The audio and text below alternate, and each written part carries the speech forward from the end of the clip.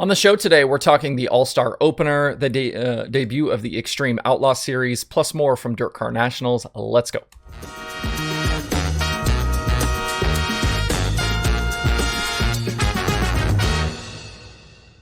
Today is Tuesday, February 15th, 2022. Welcome into Dirt Tracker Daily. I'm Justin Fiedler.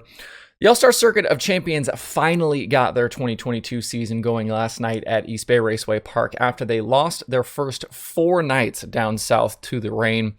Last night and tonight are not for points, but still a good opportunity for a lot of these guys to get on track. We ended up having more cars than I thought we would, with the count sitting at 40 for the night. A lot of these guys will also stick around the rest of the week for the 360 sprint car nights for East Bay's Winter Nationals. The field did include 2 Sam McGee cars with both Kerry Madsen and Parker Price Miller racing. PPM is still in the midst of cancer treatments, but did get a chance to race last night. Kerry Madsen is kind of in that 11 car filling in for PPM while he's dealing with those, but again, both cars on track last night. Madsen ended up finishing 8th after driving back through the field from early issues.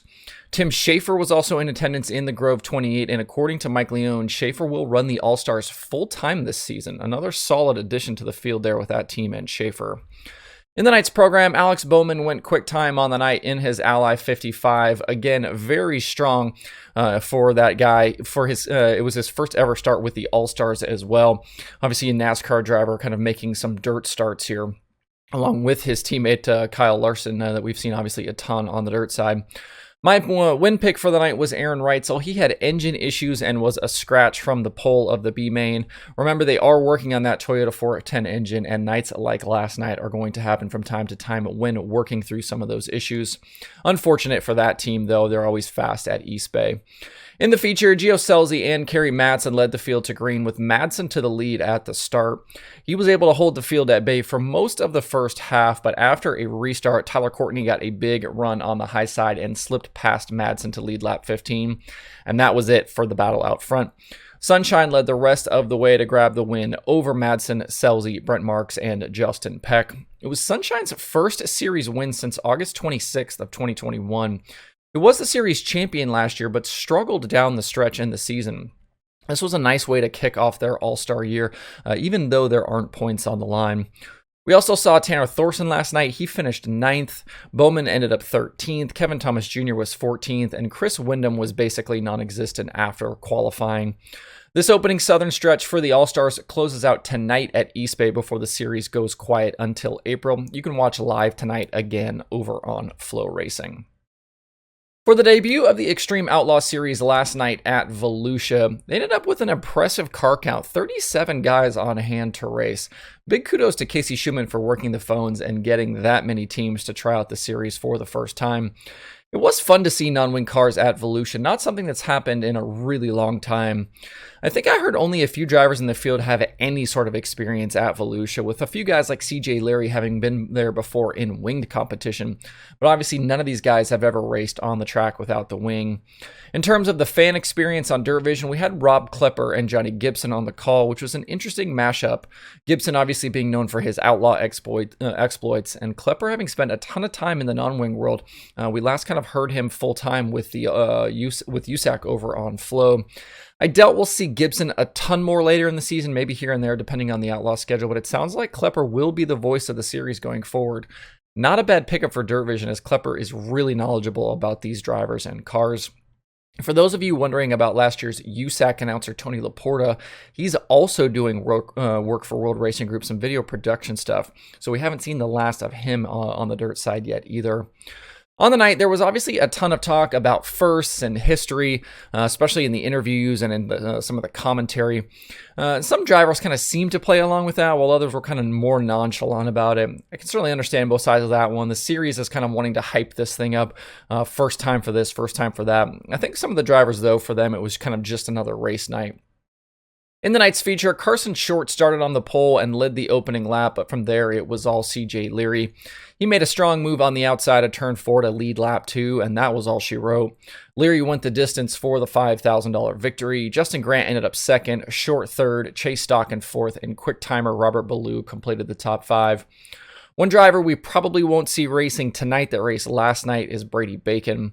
Dennis Guile had driveline issues partway through the feature and slowed up suddenly, and Bacon just had nowhere to go. He took a pretty big tumble into turn one. Sounds like they bent the frame on that car, and they will skip Tuesday to be ready for the USAC Sprint Car Opener that's coming up this weekend over in Ocala. Obviously, he's chasing a third consecutive series championship over there, so that's going to be his major focus.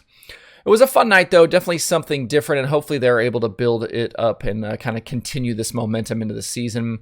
I think maybe a little competition from WRG will push USAC to continue making changes and getting better on their side. I had someone ask recently about reasons behind the non-wing exits, and I think a lot of it just comes down to opportunities. There's a lot of racing to be done with a wing on, and guys can make quite a bit more money. But if more of these opportunities were available on the non-wing side, you might not see so many guys leave. It's a hard problem to solve, though. You can't just throw around the cash without the fan and sponsor support, because that's just a recipe to go out of business really quickly.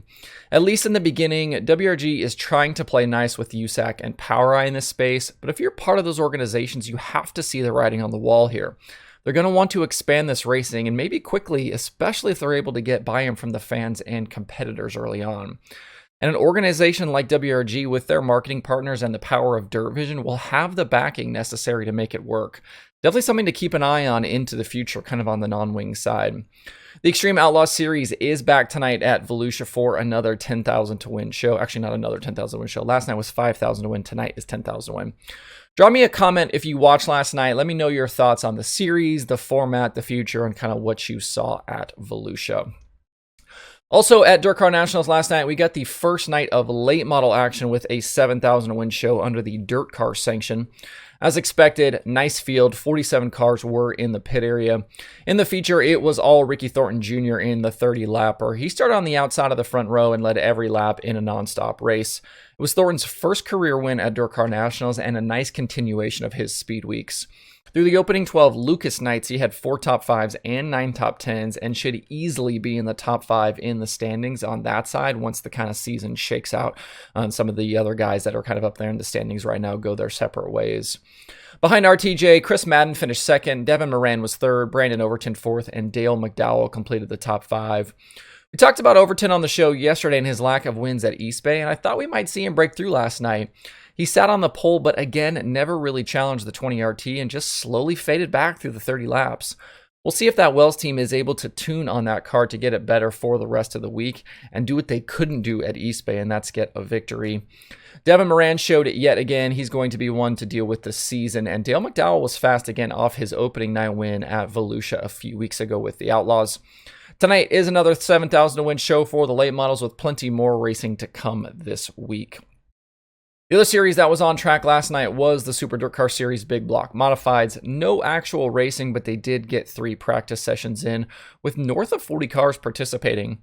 Demetrius Drelos ended up with the quick time on the night at 17.290. The Big Blocks have their first full program starting tonight, and then they'll be in action each night now through Saturday.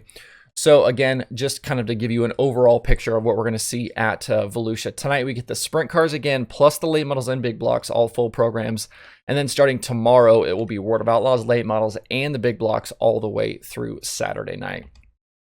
There are 3 shows on the streaming schedule today. It's basically the same schedule as yesterday, with Dirt Vision having the Dirtcar Nationals from Volusia and then Flow Racing showing the All-Stars from East Bay and Flow 24/7. To see the full daily streaming schedule with links to watch, visit dirttracker.com/watch tonight. If you have thoughts about the topics on today's show, please leave them in the comments below or tweet at me. Thanks everybody for tuning in. We'll see you tomorrow for more Dirt Tracker Daily.